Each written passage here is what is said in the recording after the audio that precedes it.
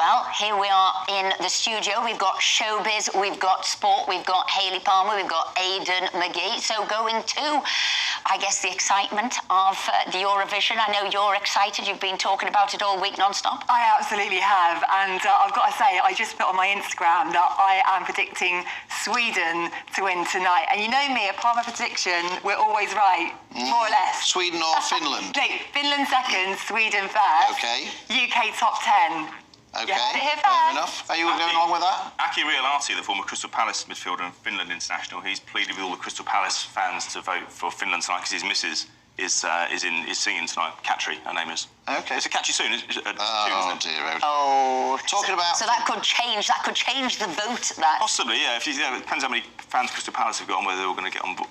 Talking about odds of who's going to win, I know Sweden are the favourites to win the Eurovision with the bookmakers, but there's also odds, aren't there, about who's going to be the next James Bond? Oh, yes, there is. Well, it's actually an unknown. He's called Aaron Taylor-Johnson. Well, I hadn't heard of him. I did look him up. He's very pleasing to the eye, which is always great. Good start. Important. Yes, important Necessary. stuff. Absolutely.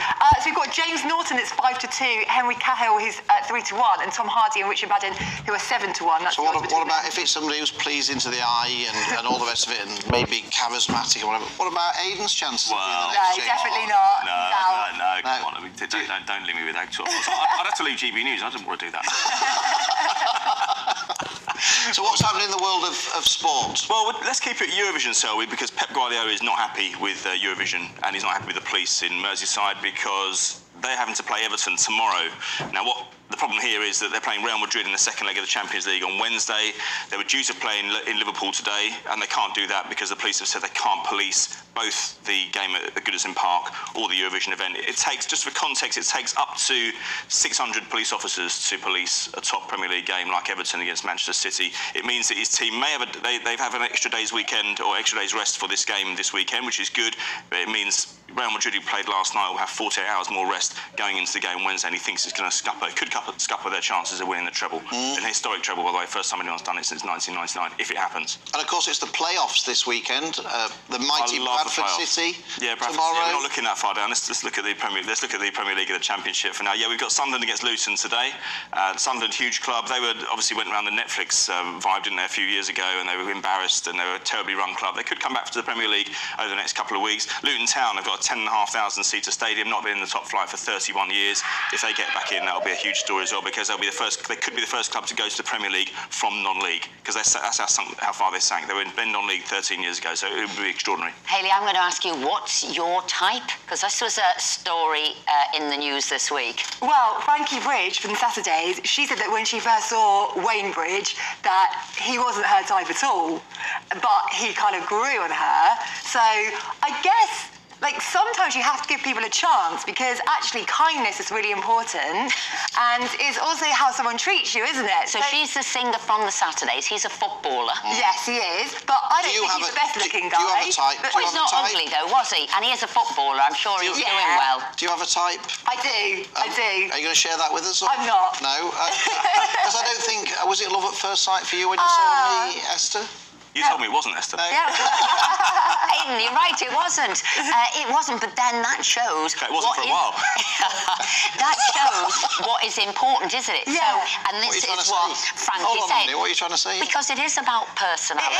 It is, It is about Girls strength like to be of treated character. nicely. It is about Men need to go back to intelligence charm and school. intellect Hot and all of looks, those hot things. looks. Well, no. But it was about those you are other a cat. things, wasn't it? About what keeps a relationship together. A one-night stand is very different to 10 years together.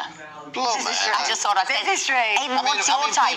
People do say that she's a very lucky lady, and she did wear me down eventually. Yeah.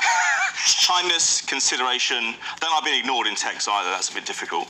For me, but then flexibility as well. You know, I like someone who can change plans at late notice. That's good for me. So you like somebody who's exactly the opposite of you? No.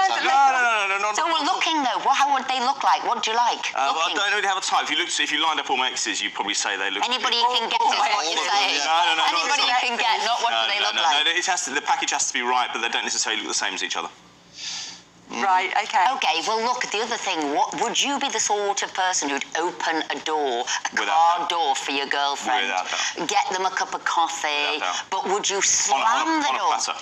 Would you slam the door on Yes, them you if would. one said, No, I wouldn't do that. oh, because this is what's happened, isn't it, this week with Ben Affleck? Yes, absolutely. In the press, there are photos of J-Lo and Ben Affleck not happy. Now, they have got back together. They previously split up. They got married last year. And when you look at those photos, there's so much tension. And you think, is it actually worth getting back with an ex? I don't think so. I don't think you should ever get backwards. Can you ever get back with an ex?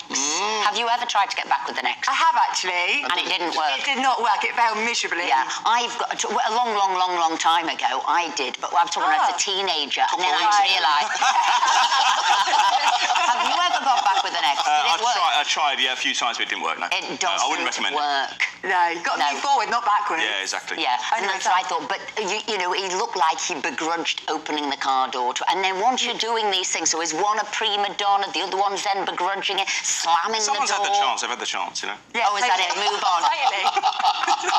He's a hardliner, isn't he? Oh, Absolute hardliner. By the way, are Bradford going to get promoted into? I can't No. see it. No, I can't You see can't it. see it? What do you No, mean you well, can't see it? I just look. I mean, who have they got? Sorry. They're playing Carlisle, aren't they? Yeah. Yeah, that's right. No, I'll be there tomorrow night. Will you? Cheering them on. Yeah, you've been going to a few games since they've been successful, haven't you? It's got to... Must be an election coming up. Well, look, that's it. That's all we've got time for. Hayley, thank you very much indeed. Aidan, thank you very much indeed. We'll see you next week. That's all from us today, but we'll see you on Friday at 10 a.m. There'll be more from me and Phil. And coming up next is the wonderful Martin Daubney, who will, I'm sure, be talking about Eurovision as well. Enjoy, everybody. Enjoy.